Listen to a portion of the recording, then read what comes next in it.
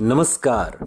आप सुन रहे हैं द बॉलीवुड रेडियो और मैं हूं आपके साथ आकाश। दोस्तों, किस्सा राजेश खन्ना का और बात उस जमाने की जब सारा हिंदुस्तान काका पर फिदा था।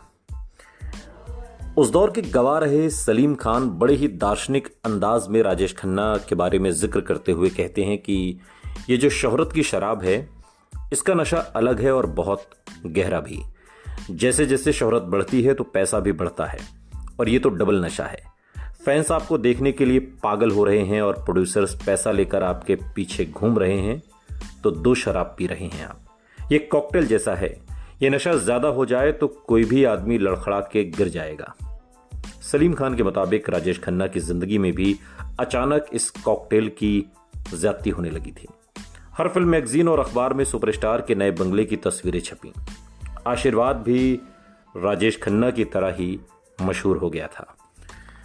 देश भर से बंबई आने वाले लोगों की खास मांग रहती कि उन्हें सुपरस्टार राजेश खन्ना का बंगला दिखाया जाए। हर रोज उनके पास फैंस के ऐसे हजारों खत आते जिसमें पते के रूप में उनके नाम के साथ सिर्फ आशीर्वाद बंबई लिखा होता। इनमें राजेश खन्ना की दीवानी लड़कियों के खुशबू से महकते खत भी होते थे, शादियों के प्रपोजल भी और खून से लिखे ऐसे खत भी जिनके बारे में पहले भी बहुत कुछ कहा और लिखा जा चुका है। तमाम पॉडकास्ट हमने भी बनाए हैं। खतों की तादाद इतनी ज्यादा थी कि राजेश खन्ना ने उन खतों को छांट कर उनका जवाब देने के लिए बाकायदा एक शख्स रखा। यह शख्स थे प्रशांत कुमार रॉय। प्रशांत राजेश खन्ना के ऑफिस सेक्रेटरी बन गए और तकरीबन 20 साल तक आशीर्वाद में उनके साथ रहे। प्रशांत बताते हैं कि फैन मेल का ढेर लग जाता था और हर दिन काका जी अक्सर आते थे और पूछते थे कि प्रशांत, आज सबसे अच्छे खत कौन से चुने। वो जोर जोर से खत पढ़ते थे और हमारी तरफ देखकर मुस्कुराते थे। वो फैंस के जज्बात देखकर हैरान हो जाते थे और हंसते हुए पंजाबी में कहते, हुण की करा, इधर से लोग उधर से लोग, खून दे लेटर, मैं क्या करूं, एक की हो गया। मैंने खुद देखा है कि हर रोज 2 से 3 खत खून से लिखे हुए आते थे। खतों के जवाब में काका जी के ऑटोग्राफ वाली तस्वीरें भेजने की जिम्मेदारी भी मेरी ही थी। सालों बाद प्रशांत एक इंटरव्यू में उन दिनों को याद करते हुए कहते हैं,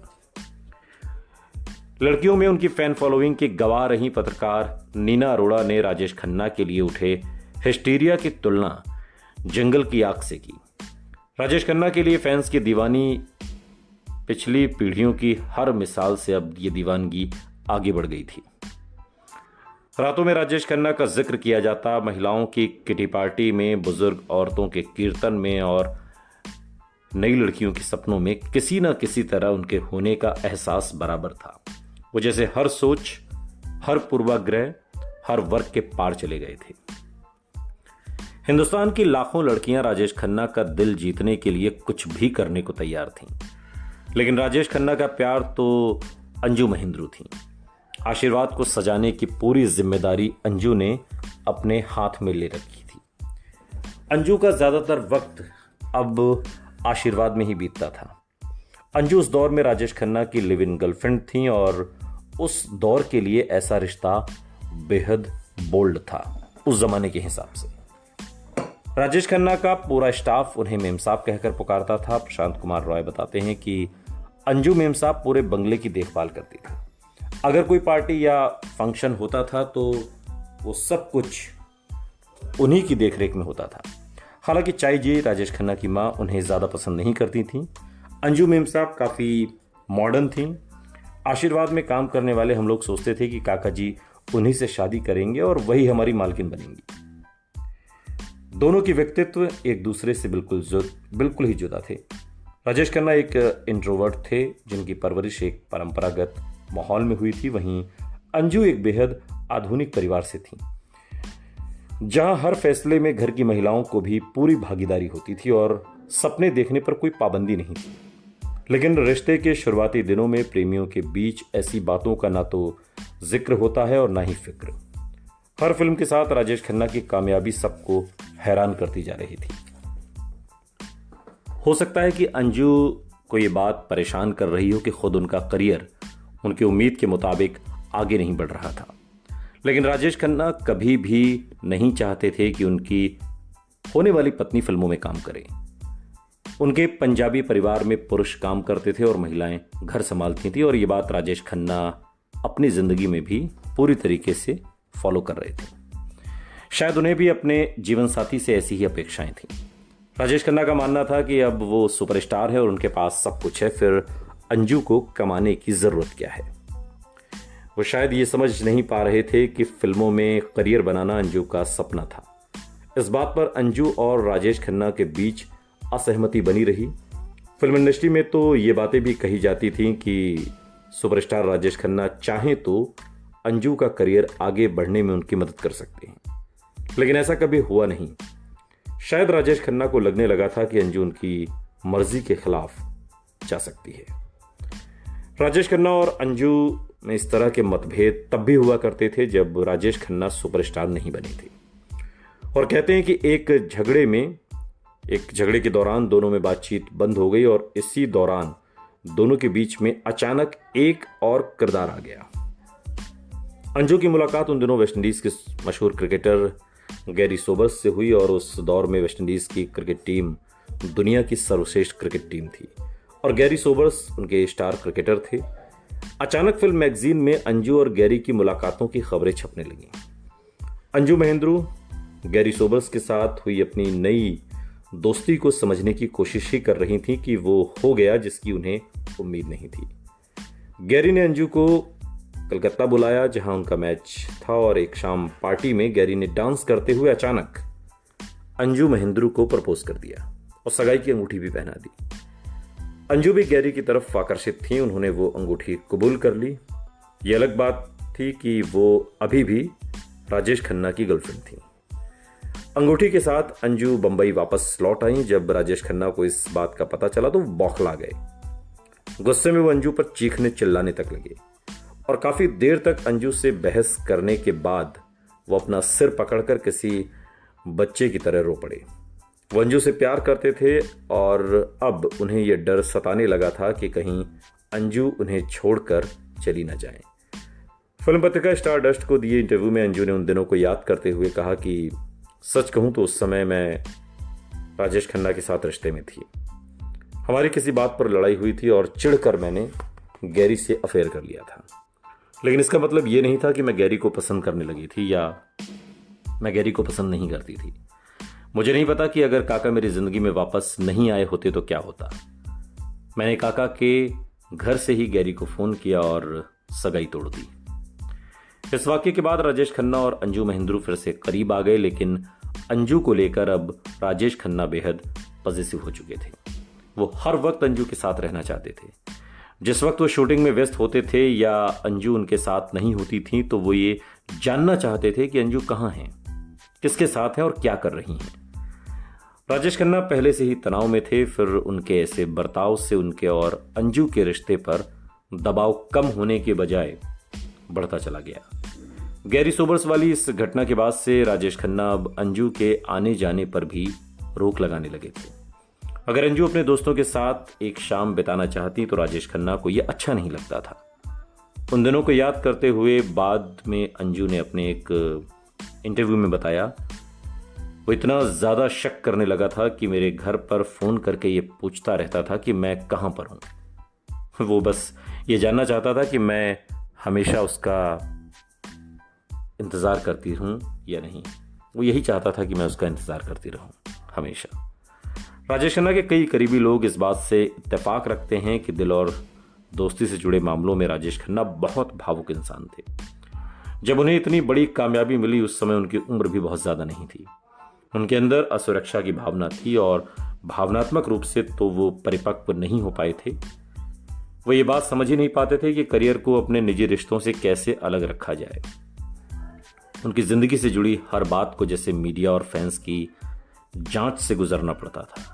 स्टारडम की आंधी और रिश्तों के दबाव के सामने संतुलन बनाए रखना उनके लिए बहुत ही ज्यादा मुश्किल हो गया था। राजेश खन्ना इतनी तेजी से ऊपर गए कि जिंदगी की लगाम उन्हें अपने हाथों से छूटती हुई महसूस होने लगी। एक सुपरस्टार की जिंदगी सिर्फ उसकी अपनी नहीं होती, कुछ हद तक उसके फैंस की भी होती है। वो सुपरस्टारडम के गहरे नशे के गिरफ्त में आ चुके थे।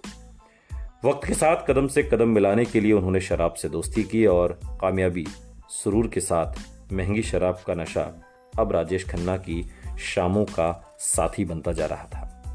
हर शाम को राजेश खन्ना के बंगले में खन्ना दरबार सजाया जाता, जहां सुपरस्टारडम के साथ उनकी जिंदगी में आए कुछ नए दोस्त और चमचे बैठक जमाते थे। शराब की चुस्कियों के साथ राजेश खन्ना की तारीफ शुरू होती, जो देर रात तक रहती। जी हुजूरी करने वाले यही लोग धीरे धीरे उन्हें हकीकत से किस कदर दूर ले आए, इसका अंदाजा शायद राजेश खन्ना को उस समय बिल्कुल नहीं हुआ। लेकिन उनके करीबी लोग, खासतौर से अंजू, सब दिखती थीं। उनकी जिंदगी में भी बदलाव आया था। फिल्म इंडस्ट्री और मीडिया की नज़र में वो सिर्फ सुपरस्टार की गर्लफ्रेंड थी, लेकिन इसका कोई फायदा अंजू के फिल्मी करियर को नहीं मिला। राजेश खन्ना अपने करियर और चमचों में व्यस्त हुए तो अंजू ने भी दोस्तों और पार्टियों में समय काटना शुरू कर दिया। उस वक्त के बारे में अंजू ने बाद में एक इंटरव्यू में कहा कि वो मुझ पर इल्ज़ाम लगाते थे कि मुझे अपनी पार्टियों और दोस्तों से फुर्सत नहीं, लेकिन जब भी मैं उनसे मिलने जाती थी तो वो अपने चमचों से घिरे रहते थे। मैंने उनसे कहा कि मुझे प्राइवेसी चाहिए, कम से कम जब मैं उनसे मिलने आऊं उस समय तो वो अपने चमचों को दूर रखें, लेकिन वो चमचे हमेशा उन्हें घेरे रहते थे। दरअसल राजेश खन्ना को उन लोगों की जरूरत थी जो उनके चमचे थे। शायद अंजू का कहना सही था। राजेश खन्ना को वाकई उन लोगों की जरूरत थी जो हर वक्त बिना शर्त उनकी तारीफ करते रहे। उनके फैंस ने ऐसा किया और अपनी निजी जिंदगी में भी उन्हें अपेक्षा रहने लगी। राजेश खन्ना के साथ काम कर चुके एक शख्स बताते हैं कि इसके पीछे उनके अतीत की घटनाएं भी हो सकती हैं। अपने घर में राजेश खन्ना को सब कुछ मिला था, अच्छा माहौल, बेहतरीन शिक्षा और ऐशो आराम, लेकिन क्या ऐसा हो सकता है कि नन्हे राजेश खन्ना को ये सवाल परेशान करते हों कि उसके वजूद को उसके परिवार, अपने ही परिवार में स्वीकृति नहीं मिली? क्या कोई ऐसी घटना थी जिससे उनके भरोसे को चोट पहुंची थी? क्या वो ये भरोसा और स्वीकृति ही जिंदगी भर तलाशते रहे, अलग अलग जगहों में, अलग अलग इंसानों में, जिसमें अंजू भी थी और बाद में डिंपल भी? आखिरकार ये स्वीकृति राजेश खन्ना को अपने सुपरस्टारडम में मिली जब पूरा देश उनका दीवाना बन गया। वो जो भी करते वो स्टाइल बन जाता। उन्हें इस बिना शर्त वाली पूर्ण स्वीकृति की अब आदत पड़ गई। लेकिन अपने फैंस के साथ उनका रिश्ता एक तरफा था। फैंस उनसे सवाल नहीं करते थे और न ही उन्हें राय देते थे और न ही उनकी बातों में गलतियां ढूंढते थे। वो बस उन्हें बेपनाह प्यार करते और उनकी हर अदा को अपनाते थे। अपनी निजी जिंदगी में भी शायद राजेश खन्ना ऐसा ही चाहते थे, मगर जिंदगी के निजी रिश्ते एक तरफा नहीं होते। राजेश खन्ना के उस दौर को कवर करने वाली एक वरिष्ठ पत्रकार बताती हैं कि सब जानते थे कि राजेश और अंजू का रिश्ता बुरे दौर से गुजर रहा है। लगभग हर महीने उनके ब्रेकअप से जुड़ी कोई ना कोई गॉसिप आती ही रहती थी। लेकिन शायद ऐसी खबरों को गलत साबित करने के लिए ही दोनों हाथों में हाथ लिए पार्टियों में नजर आ जाते। उन्हें देखकर लगता था कि दोनों प्यार में डूबे हुए हैं।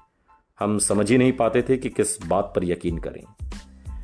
एक और सीनियर एक्टर कहते हैं कि काका वाकई अंजू से बेहद प्यार करता था। उसने अंजू को एक बंगला तोहफे में दिया।